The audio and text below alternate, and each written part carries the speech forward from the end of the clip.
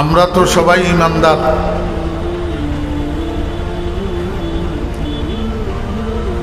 আমরা আল্লাহকে বিশ্বাস করি, কিন্তু কোনোদিন দেখি নাই। একজন সাহাবী রসুল আকরম সাল্লাল্লাহু আলাইহি ওয়াসাল্লামকে যাইয়া জিজ্ঞাসা করেন, ইয়া রাসূলুল্লাহ, আমরা তো আপনার মুখের কথা বিশ্বাস করে আল্লাহর উপরে ঈমান এনেছি, আমরা তো আল্লাহকে কোনোদিন দেখি নাই, আমরা আমাদের রবকে কি কোনোদিন দেখতে পাবো না? রসুল আকরম সাল্লাল্লাহু আলাইহি ওয়াসাল্লাম জবাবে বলেন, সাতারাউনা রব্বাকুম, তোমরা অতি সত্বর তোমাদের রবকে দেখতে পাবে। কামা তারাউনা হাদাল কমর ফি লাইলাতিল বদর ওয়া ফি রিওয়ায়াতিন ফি লাইলাতি কামালিহি আও কামা ক্বালা নবী আলাইহিস সালাতু ওয়াস সালাম। যেমনিভাবে তোমরা আকাশের চন্দ্রটাকে 14 তারিখের পূর্ণিমার রজনীতে দেখতে পাও, কোনো রকমের বিড়ম্বনা ছাড়া, কোনো রকমের ধাক্কাধাক্কি, ঠেলাঠেলি, লাইন ধরা, টিকিট কাটা ছাড়া আকাশের চন্দ্রটাকে যেমনিভাবে তোমরা দেখতে পাও, এমনিভাবে তোমরা তোমাদের রবকে দেখতে পাবে।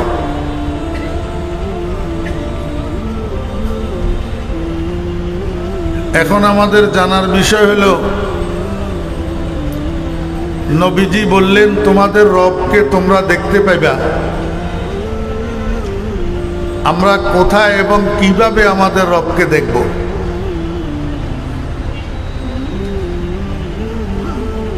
আমরা আমাদের রবকে দেখতে হইলে একটা জায়গায় আমাদেরকে যাইতে হবে। সেই জায়গাটার নাম হইল জান্নাত। জান্নাতের মধ্যে ঈমানদারগণ তাদের রবকে দেখতে পাবে। কিভাবে, কোথায়? জান্নাতের মধ্যে একটা বাজার হবে, এই বাজারটার নাম হবে সুকে তুবা,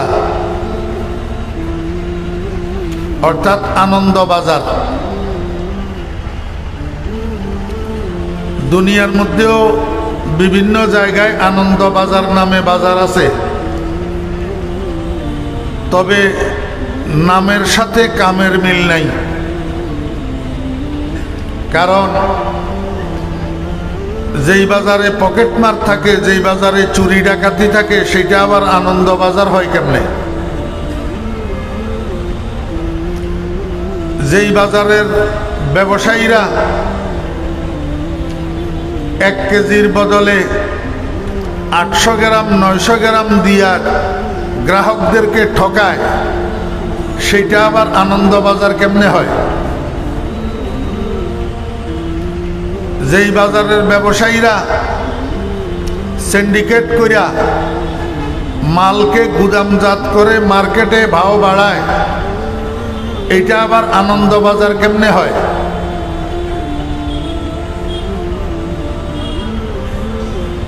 আসল আনন্দ বাজার হলো জান্নাতের আনন্দ বাজার। জান্নাতের আনন্দ বাজারে একটা পণ্য ক্রয় বিক্রয় হবে। এই পণ্যটা হইল তসবির তথা ফটো। আল্লাহ পাকের ফেরেশতারা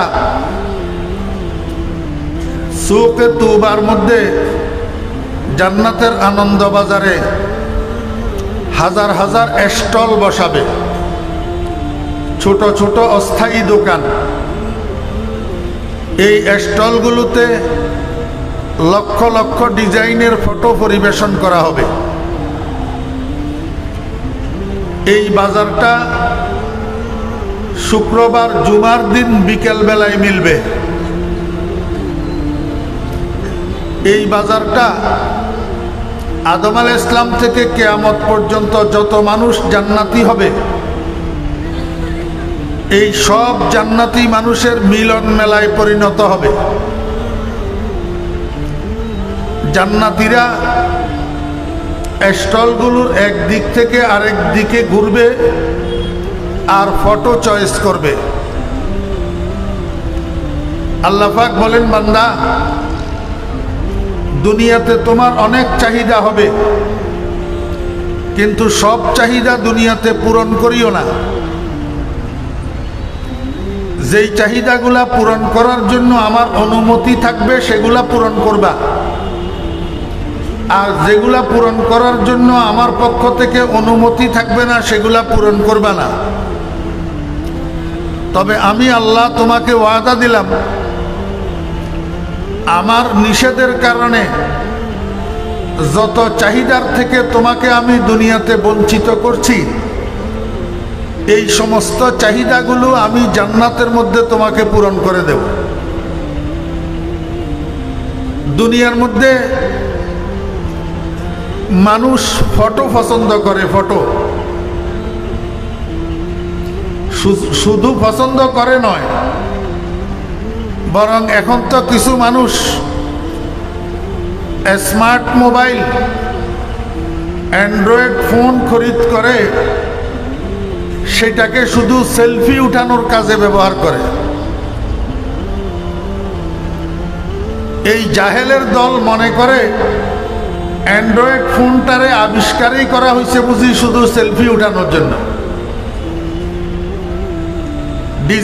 ডিজাইনের সেলফি উঠাইয়া এগুলাকে ফেসবুকে পোস্ট করাই হইল এদের কাজ।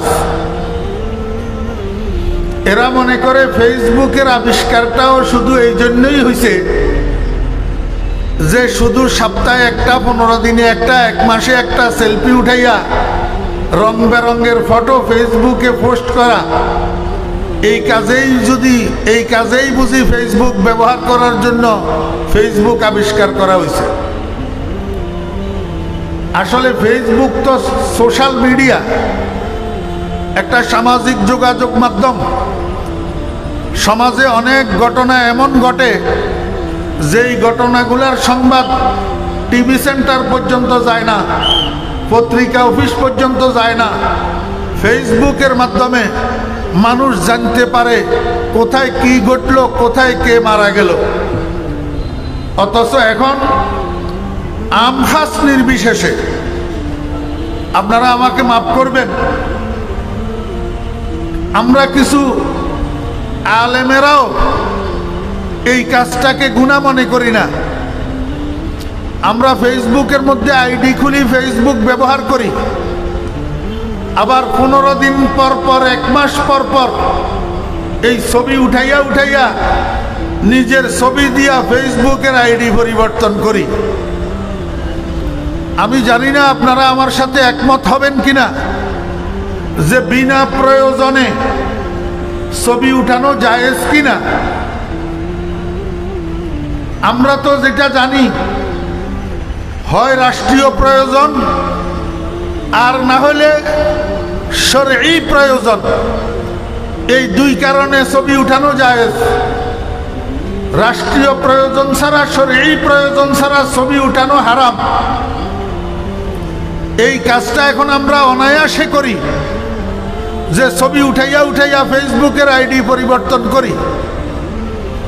বিশেষ করে কিছু ছাত্র ভাইয়েরা, স্কুল কলেজের ছাত্র ভাইয়েরা এই ফেসবুকের মধ্যে এখন পাবজি নামে আর ফ্রি ফায়ার নামে কতটা গেম আছে, এই গেমের মধ্যে ডুবে থেকে নিজের জীবনটাকে সর্বনাশ করতেছে, না লেখাপড়া না কোনো কাজকর্ম।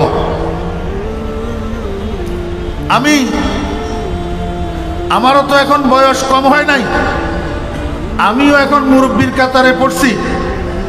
সেই হিসাবে আমি আমার তালেবে ইলম ভাইদেরকে অনুরোধ করব, তালেবে ইলম ভাইরা এই মোবাইল টিপিটা কম করেন।